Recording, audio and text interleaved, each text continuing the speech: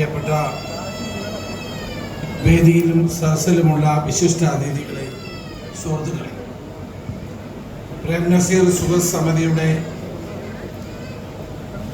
ആഭിമുഖ്യത്തിൽ ഇന്ന് ഈ പുരസ്കാര സമർപ്പണം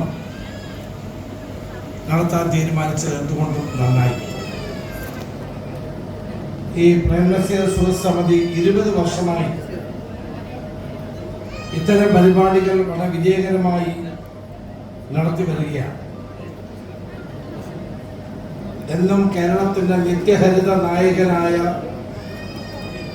ശ്രീ പ്രേം നസീറിൻ്റെ പേര് നിലനിർത്താൻ എല്ലാ വർഷവും ഈ പ്രേം നസീർ സുഹൃത്ത് സമിതി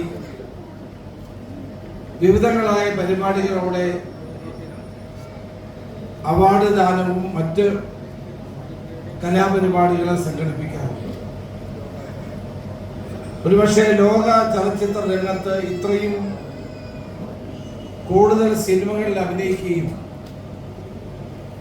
മാത്രമല്ല ജനഹൃദയങ്ങളിൽ ഇപ്പോഴും മായാതെ മങ്ങാതെ നിൽക്കുകയും ചെയ്ത ഒരു ചലച്ചിത്ര നടനെ നമുക്ക് കാണാൻ സാധ്യമല്ല.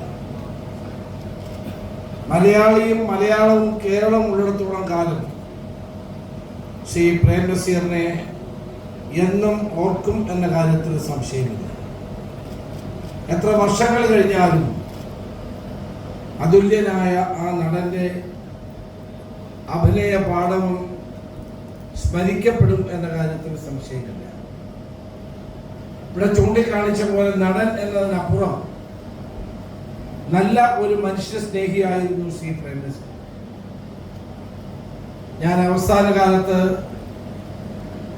അദ്ദേഹവുമായി ഇടപഴകാനുള്ള അവസരം എനിക്ക് ലഭിച്ചു.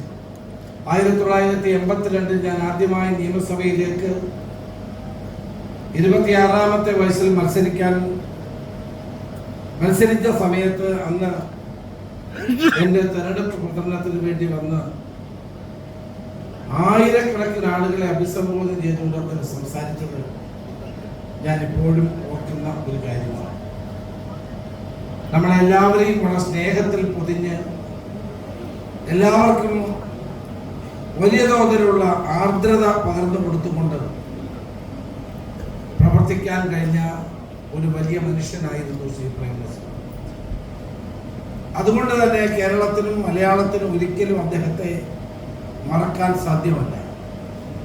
അദ്ദേഹത്തിൻ്റെ പേര് നിലനിർത്താൻ വേണ്ടി ഈ പ്രേം നസീർ സുഹൃത്ത് സമിതി സംഘടിപ്പിച്ച് എല്ലാ വർഷവും ഇതുപോലെയുള്ള അവാർഡ് ദാന ചടങ്ങുകളും കലാപരിപാടികളും സംഘടിപ്പിക്കുന്ന പ്രേം നസീർ സുഹൃത്ത് സമിതിക്ക് ഹൃദയം നിറഞ്ഞ ആശംസകൾ നേർന്നുകൊണ്ട് ഇവിടെ ഈ അവാർഡ് എനിക്ക് കൂടി നൽകാൻ തീരുമാനിച്ച ഈ സമിതിയെയും ഇതിൻ്റെ ജഡ്ജിങ് കമ്മിറ്റിയോടും പ്രത്യേകം നന്ദി രേഖപ്പെടുത്തിക്കൊണ്ട് ഈ അവാർഡുകൾ എന്ന് പറയുന്നത് തീർച്ചയായും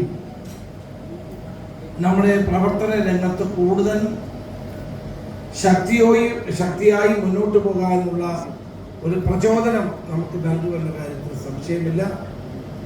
ഇതിന് എന്നെ തെരഞ്ഞെടുത്ത ജഡ്ജിങ് കമ്മിറ്റിയോടും പ്രേം നസീർ സുഹൃത്ത് സമിതിയോടുള്ള നന്ദി കൂടി രേഖപ്പെടുത്തിക്കൊണ്ട് എൻ്റെ വാക്ക് നിർത്തുന്നു.